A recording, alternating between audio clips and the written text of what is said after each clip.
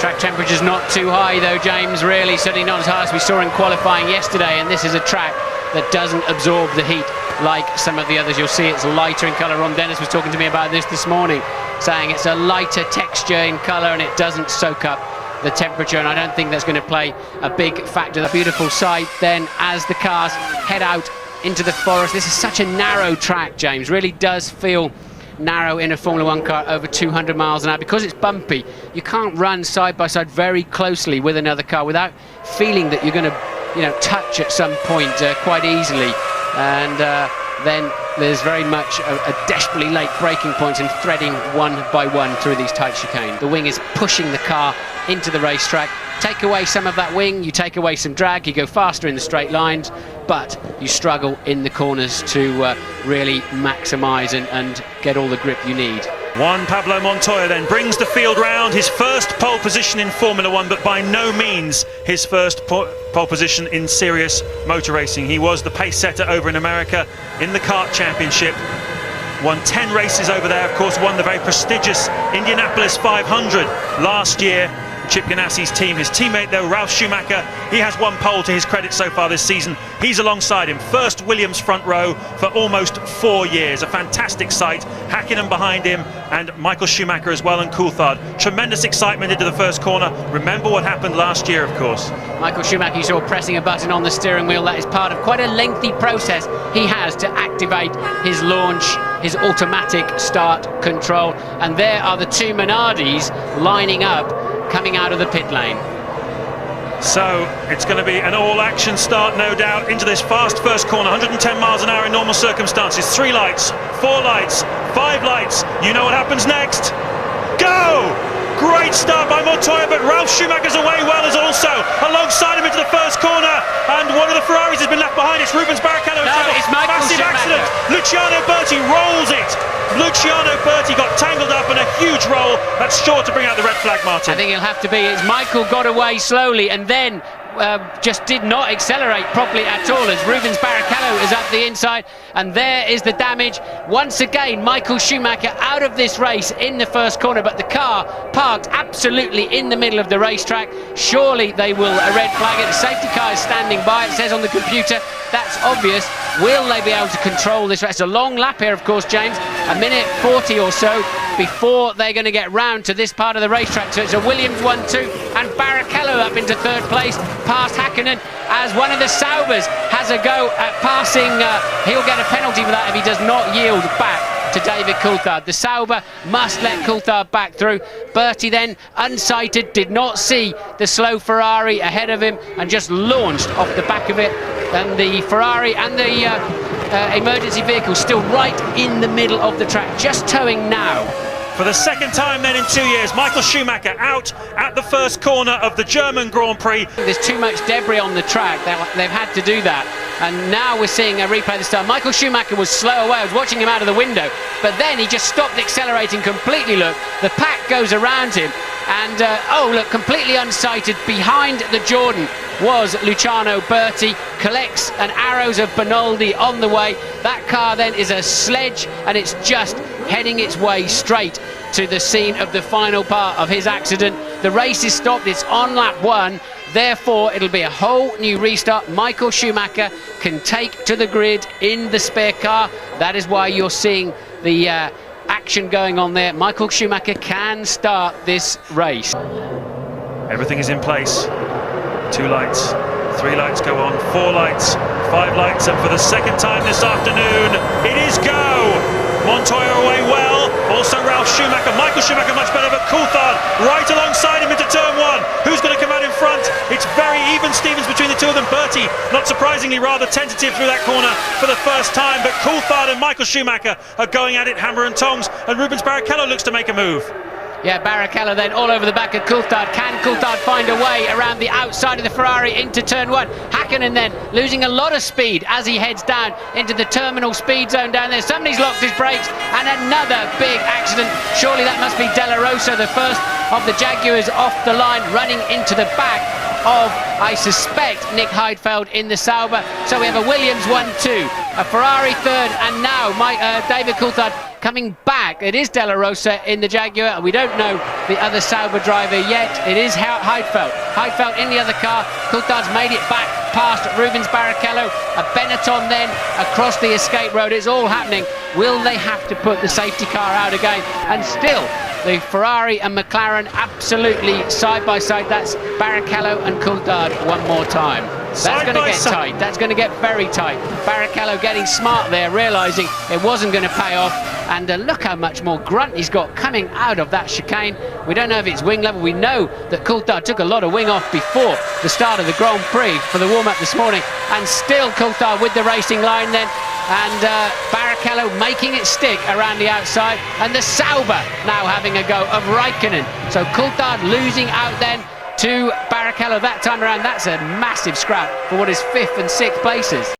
And I think Panis is ahead now, isn't he, of Villeneuve? So Panis somewhere has snuck past Villeneuve to take that 10th place. Yes, indeed, he has. So 3 Honda engined cars then, a line astern, the other one out of the race with Zonta tripping over early on, tripping over an Arrows and losing the nose and probably damaging the suspension as well. And this is a very good scrap in the middle of the field. 9th, 10th and 11th then. But if, I tell you, if those Williams are one stopping this afternoon, this is a whitewash, because they're romping away a second and a half per lap from the Ferraris and the McLarens in particular. And if they only have to stop once this afternoon, they're going to win it by a country mile. Yes, Montoya turning the same sort of lap times on this last time through as Barrichello, so he's going quickly as well. We think he's running low fuel. Gives you an idea of the kind of pace of the Williams at the moment. This is a good scrap though. Olivier Panis in the white BAR, chasing down Jarno Trulli in the yellow Jordan. The scrap for 9th place. Jacques Villeneuve has either been passed by his teammate or allowed his teammate through to attack Trulli. This, of course, the battle for honour amongst the 2 Honda teams. A fierce scrap between them this season, both using the same Works Honda engine. And this is really a racetrack where you can see whether the chassis is better. He's making a move. Yeah, he's making him go the long way round, is Jarno Trulli.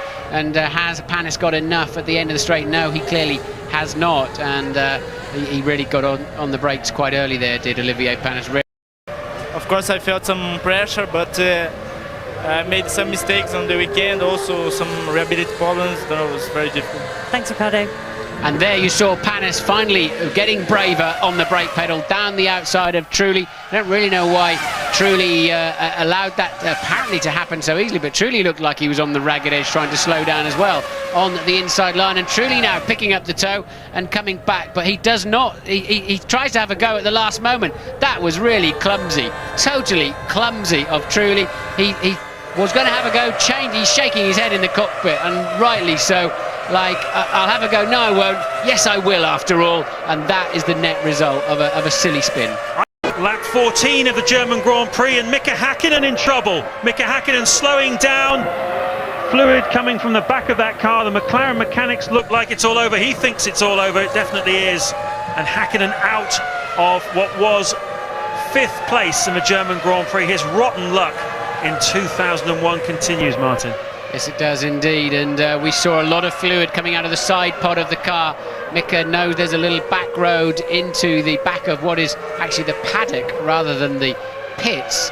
He could have turned left there and actually gone into the pit lane. He's chosen to go to the route that takes him somewhere near his motorhome and his civvies that he'll be jumping into anytime soon, because Häkkinen quite clearly out of the Grand Prix. Bang on target for a 2-stopper. Rubens Barrichello comes in. He's going to take on about 50 kilos of fuel, and he should be stationary for about 8.3 seconds. What's he doing? Oh, well, I think the clock was a bit out there. Bang on target for a 2-stopper. So we now know that our hunch was right. Rubens Barrichello should filter back in again around about, well, it's difficult to tell. It's quite competitive there. He seems to be behind the McLaren of David Coulthard, so in which case he's filtered in 6th place. Bertie, he's having an exciting afternoon. He's been upside down once, he's in another car and recovering there from a spin by the looks of it. He's currently running in 10th place though. Look how close, look how hard Barrichello can punch out of those chicanes and make up that distance already before he gets into the slipstream. It's not just Coulthard's car that's been struggling. This is a rematch exactly of what happened before, and once again Barrichello goes round the outside of the Sachs curve, and he is absolutely flying this afternoon, Rubens Barrichello. A real point to prove. The German fans here, the Ferrari legions, they love it, absolutely love it. Rubens Barrichello then up into 4th place. Fans here, the Ferrari legions, they love it, absolutely love it. Rubens Barrichello then up into 4th place. Still leading is Montoya after 20 laps. Ralf Schumacher second, 9.2 seconds behind his teammate. Michael Schumacher now 27 seconds adrift of the Colombian, and Coulthard still having terrible problems to get that car pointing in a straight line out of the corner. Montoya does indeed take to the pit lane. Slightly lighter car, gives you a better percentage chance of getting into the first corner first, and then you can still make sure you're on a one-stopper, and I'm assuming they will fuel that car now to the end of the Grand Prix. Well, let's wait and see. There should be about 11, possibly even 12 seconds worth of fuel going in. Took a while to get the nozzle on though. Slightly delayed start to the refueling process. The tyre men are already, only takes 3 seconds to put the tyres on, and they've got a problem with the fuel hose.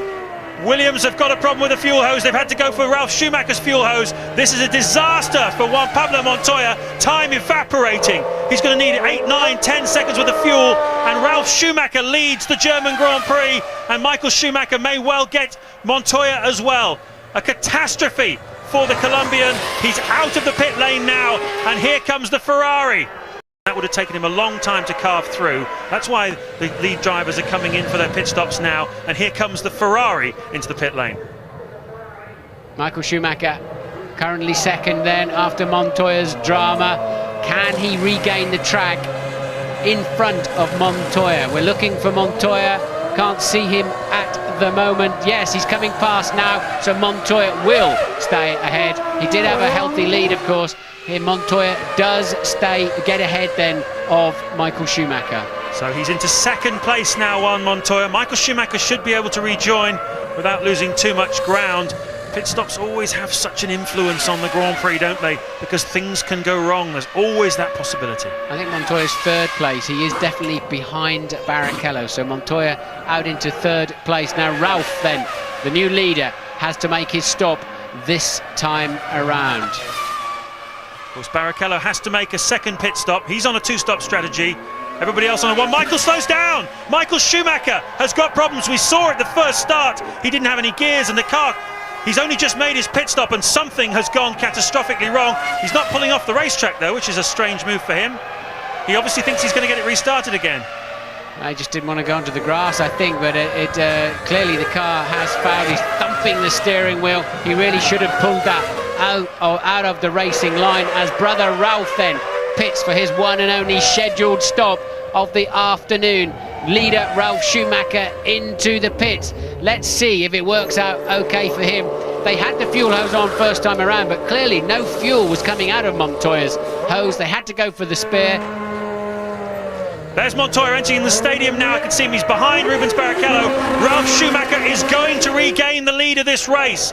It's all turned around, it's all going off here at Hockenheim. Michael Schumacher's out, Mika Hakkinen is out, Ralf Schumacher is now leading, and we've got Bertie off again. What an eventful afternoon he's having. Will Montoya really put the hammer down? We know from what he's told us on the grid, we know from what Frank Williams has said, they're allowed to race each other. Will that now be the case? Will he set about closing whatever the gap is? We're going to find out what that gap is this time around, now that they've settled down after their pit stops. And they're coming across the line now. And smoking, he's smoking. He's smoking. You can't see it on your screen. Montoya has blown up right in front of us, Martin. Juan Montoya is out of the race. Unbelievable turn of fortune for the Colombian driver. Is that smoke I just saw coming out of the back of Coulthard's car? As he may not have been, but I thought I saw just as we cut. Yes, it is. Look, Coulthard. I think that's Coulthard, the other side of that bridge, out of the race. Yes, it is. David Coulthard out of the race. So often happens, James. You make a pit stop, the temperatures just rise above a critical point. You hit the rev limiter to leave the pit lane, and bang, out it goes, just like Montoya. We know that Ralf Schumacher is gunning for David Coulthard in the Drivers' Championship as well. The gap between them was 13 points, as we see Jarno Trulli pulling out of 8th place in the race. The gap between Ralf Schumacher and David Coulthard was 16 points going into today's race. It will be down to just 6 with 5 races to go. So McLaren certainly can't take anything for granted. Lap 35 then, Ralf Schumacher leading Rubens Barrichello, Villeneuve holding on in 3rd place, ahead of Fisichella 4th, Button 5th, and Alesi in 6th place. There's Rubens Barrichello. He'll be reasonably pleased with his afternoon's work. Started this race 6th on the grid, managed to get himself up into 2nd place. And Jacques Villeneuve will be happy as well. He qualified outside the top 10. And it looks like he's on his way to 2nd podium of the season, with some Williams, Michelin, BMW circuits like Monza, Suzuka and Spa coming up. Coulthard is going to have to be at his very best to keep them behind him. It's been about Williams BMW all weekend. It was about Montoya in qualifying, and for the first 20-odd laps this afternoon, it was also about the Colombian. But right now, it's about Ralf Schumacher. The 25-year-old younger brother of the local hero wins his 3rd Grand Prix of the 2001 season. Well done to everybody at Michelin, Williams and BMW, and well done to Ralf Schumacher. A very solid drive from 2nd place on the grid, and when it counted, he was there to pick up the pieces. And Rubens Barrichello will come around in 2nd place. There's Michael Schumacher managing even a smile because his younger brother has won yet again. He said to me, actually, Michael, the other week, that it gives him enormous pleasure when his brother wins, even though sometimes it means he doesn't win himself. I think he's genuine about that too, by and large. So can you imagine how it must feel? You're 26 years old, you're just winning your home Grand Prix in front of this magnificent amphitheatre, and mostly Ferrari flags waving, it has to be said, and that's why there's such a din as 2nd place man Barrichello crosses the line. His strategy this afternoon was very much to get him on the podium. It was not one to win the race with, and that's certainly mission accomplished in that respect then. So this is Villeneuve, who's just 2.1 seconds ahead of Fisichella, and Button then over the line 5th, Alesi 6th. They're the final point scorers, and there was a total of 2.9 seconds between the lot of them. Yes, very close indeed. And there is still the championship leader, Michael Schumacher, on 84 points. Coulthard has 47. Ralf Schumacher goes the wrong way over the chicane and makes sure he doesn't collide with Enrique Bonolda on his way out. But Coulthard 47 points, and Ralf Schumacher has overtaken Rubens Barrichello now with this victory. He moves up into 3rd place in the championship, 6 points behind. There's a great sight, isn't it? Sportsman to the last.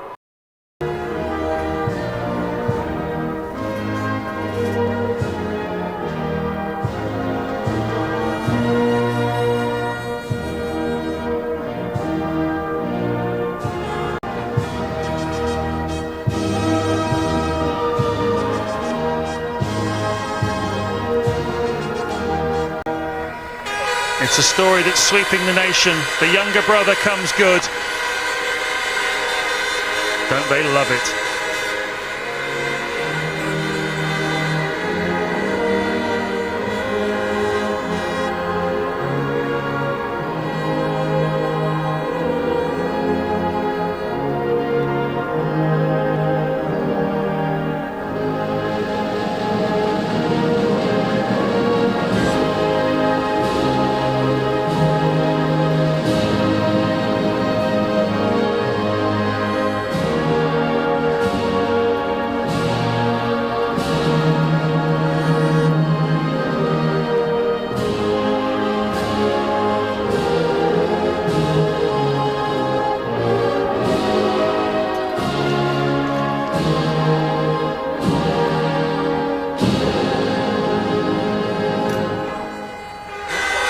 So Ralf Schumacher wins his 3rd Grand Prix of the season. Nice to see that Jacques Villeneuve has given up the Bilbo Baggins look and has become more clean cut. Notice he's shaved his beard off, got a nice haircut. What's becoming of him? He's got a new 19-year-old ballerina girlfriend from New York. I think that might be something to do with it, maybe. Apparently. But well, it's nice to see 3 different chassis, 3 different engines on the grid, 2 different tyre suppliers amongst those 3 men standing on the podium. Formula One then in rude health at the moment, no doubt about it. Certainly is. Rubens Barrichello yet to find the top spot of the podium in 2001. He's certainly been alongside enough times this season. 5 races to go though, he still could do it. There is the clean-cut, clean-living boy himself, Jacques Villeneuve. Nice to see him back up there. Many of us regret that he's been in the boonies since his 97 World Championship victory. So the champagne ceremony begins. It's been a wonderful afternoon of motor racing, high event and high drama. Third win of the season for Ralf Schumacher, and a few more, I fancy, before this season is over.